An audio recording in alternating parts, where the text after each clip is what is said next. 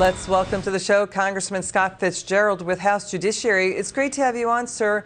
I'd like to get your reaction to this video of a parent in a suburb of Rochester in Webster, New York, dragged out of a school board meeting for not wearing a mask. Let's watch this. They found him. We're in America. Oh, time to look at this. Look at this. Look. What are you doing? What the are you doing? What are you doing? What are you doing? Is this how you treat our children? What are you doing? Do you put your hands on the Holy children like crap. that, sir? Congressman, your reaction?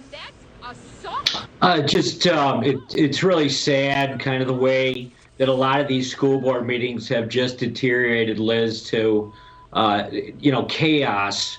And, this is why on Judiciary, as a member of that committee, when we had Merrick Garland in, and we were trying to get to the bottom of why is DOJ targeting these types of parents, and if they think that is the type of environment that's going to be productive for any type of discussion related to COVID at this point, I think they're fooling themselves. We hear you, Congressman. Let's listen to the president.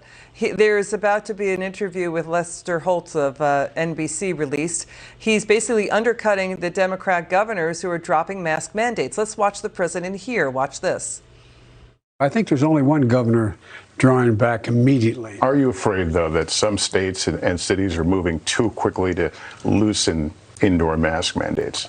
Well, it's I committed that I would follow the science as put forward by the CDC and the federal people. And I think it's probably premature, but it's a tough call.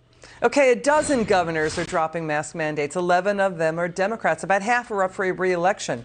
The WHO in 2019 said there's no evidence face masks work. Dr. Fauci said the same thing. An NIH scientist in a medical column for The Atlantic magazine, joining two other scientists, said they don't work. What's going on here? Yeah, I mean, we've known this for some time, and I like to think the Republicans have been on the right side of this issue from the beginning.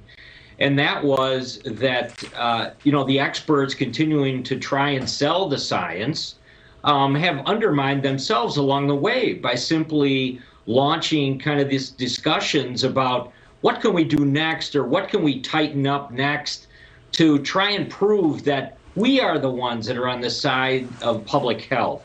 Listen, from top to bottom, this entire experience has really undermined the credibility of the public health officials from Fauci all the way down. And I'm talking about at municipal level, state level, county level. I mean, all of these officials have just done a dismal job of managing this. And people are fed up. So that's why you're seeing even governors in Democrat states reverse themselves and say, okay, enough's enough.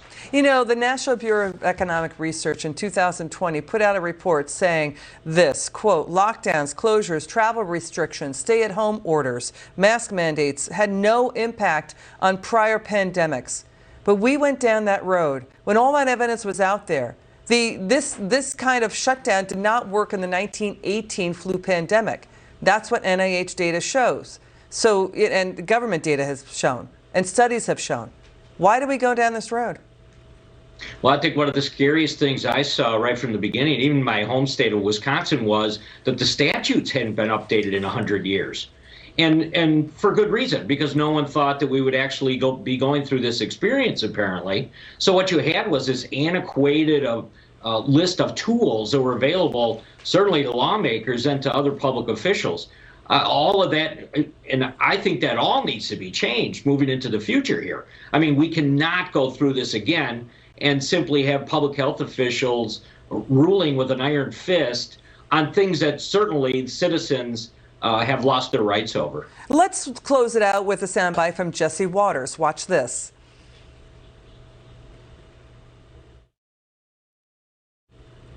You couldn't go to work. You couldn't even go on vacation. You have to show your papers just to grab a cup of coffee here in New York. You couldn't have weddings. Fauci told you not to celebrate Thanksgiving and Christmas with your family.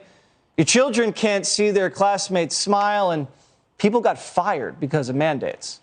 But the left want us to forget that. Final word, Congressman. Yeah, rules for thee, not me. I mean, the worst part about this is that some of these same public officials are violating their own rules. And that, once again, just undermines credibility, and people aren't going to stand for that. Got it. Congressman Scott Fitzgerald, thanks for joining us. Have a good weekend.